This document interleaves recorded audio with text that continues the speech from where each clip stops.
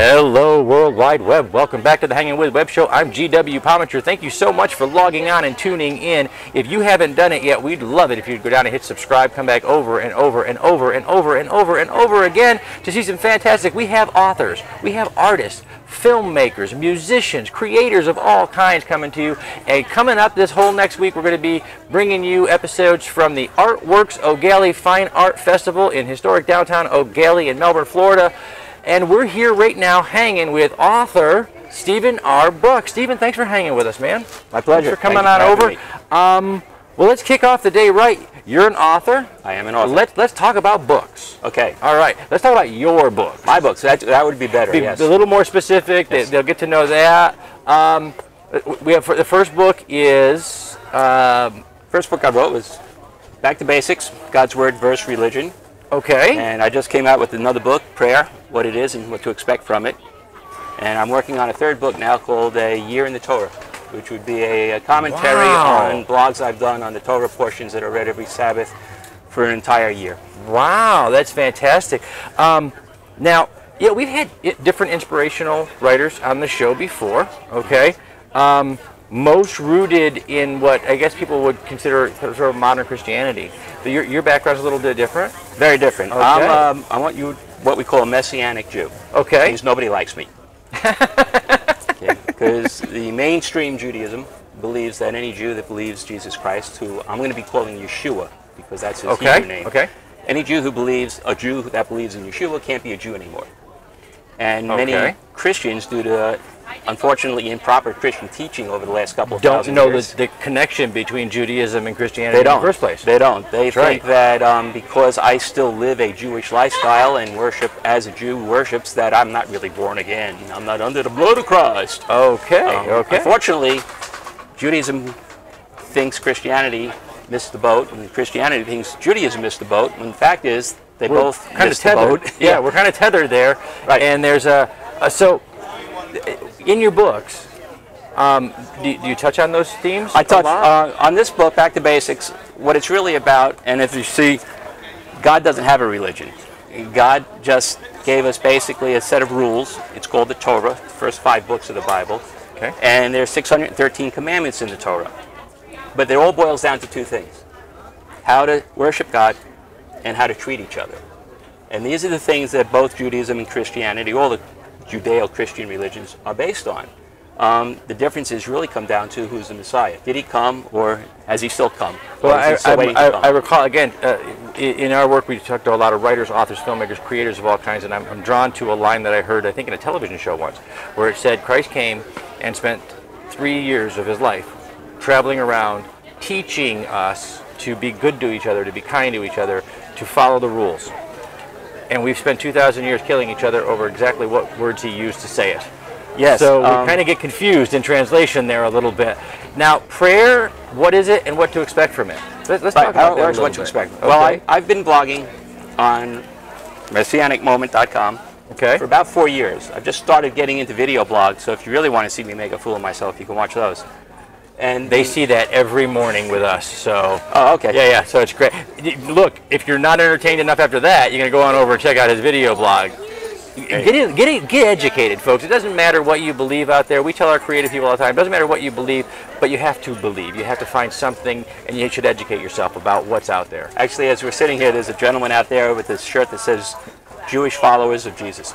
There you go. There you go. So it is a thing, and one of the things I know about the Jewish religion in general, the religion versus just the life that you live, is that it's a very scholarly set of beliefs. It's rooted in study. And it looks like you've taken that to the whole next level, brought it into... I'm trying to. Yeah. I mean, I have a Certificate of Messianic Studies, so I have some credentialing. I've been Messianic for over 20 years now, and it's always learning. Mm-hmm. But the point about the prayer book is I've just compiled a number of messages or blogs that I've had on prayer and put it together and grouped it up basically what it is, how it works, and what to expect from it. Fantastic, fantastic. Okay, well, you know what? We're going to put links to those books down below in our description on YouTube so that people can find you, click over, and buy a book. Yeah. Then it's on my website too. Then we're going to put the link to the website down there. We're going to actually put some webs to your social media and places like that so people can find you. Okay. So they can stalk you, send you messages. It's great. Most of them are from Dina. Don't ignore those. That's okay. I've got one of those. The bathroom window in my house is one of those shaded things, so they can stalk all they want. They're not going to see anything. Not going to see anything good. Okay, so now not going to see anything anyway. But we are going to turn around now and move on to the part of the show where we get inside your head a little bit. Okay. Okay. We'll find out who you like, what you like, where you'd go, all of those fun things. And as we do that, I'm going to look up here. These are double-blind questions. I don't know what they are until I look Should up. I close my eyes? I do, because it's dangerous. Well, if we both do that, it would be double blind. That's true. Okay, you can invite 3 famous people, living or dead, to dinner. Who would they be? Who do you want to chat with over a meal? Well, Yeshua, Jesus. Jesus. Okay. Find out why he kept talking in parables. Can't you just tell it straight one time so we can get it right? That's right. That's okay. Right. No, that's not the way it works. Sorry, folks. Yeah. Another person probably would be George Washington. I think he was one of the greatest people we've ever had. I was a history major and an undergraduate. What I love about George Washington is that it took an incredible self-discipline to be George Washington because he had a chance to have it all, to be the next big thing. And he dialed it back a little bit and let us become what we are today. Exactly. Had he chosen a different path and been a little bit more self-centric, we'd live in a whole different world. And the third person would be my favorite historical character of all time, Alexander Hamilton. Outstanding, outstanding. Now, don't anybody put together that I'm Jewish and he was the first Treasury Secretary.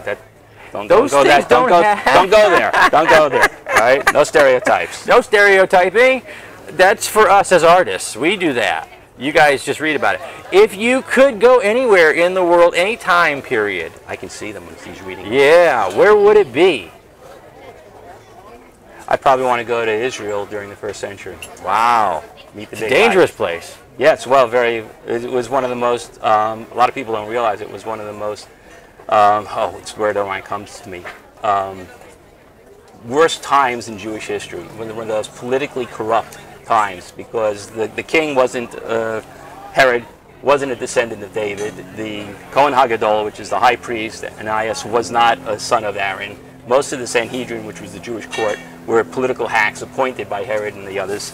Well, but that's where Yeshua was, so I'd like to go see him. Yeah, great place. Okay, that's it. Boy, it's better. 10 minutes goes fast when you're on the internet, folks. We've had a ball, but we're going to put links down below to both of these books here. We have Back to, let me do that. I'm going to read right here. So we have Back to Basics, God's Word versus Religion, and we have Prayer, What is it and How it Works. Try how it would get a tinker with it, know how it works. That's fantastic. And we're going to put links to these down below so that you can find Stephen R. Bruck on the internet. And we're going to wrap it up. We're going to say thank you to our partners and our friends at Something Unique Magazine, Famous Faces and Funnies, Wordfire Press, Space Coast Comics, Off the Chain Radio with Yvonne Mason, Heather Reed at Asylum Convention and Events Services, and of course our great friends over at the Brevard Renaissance Fair who've been kind enough to sponsor the show, and we can't wait to get out there and see some of those great creators. I'm GW Pomichter. We have been hanging with Stephen R. Bruck, the author of Prayer, What is it and How it Works. We're here at the O'Galley Fine Art Festival in historic O'Galley, Florida. Remember, folks, tune in, log on, and see who we're hanging with next.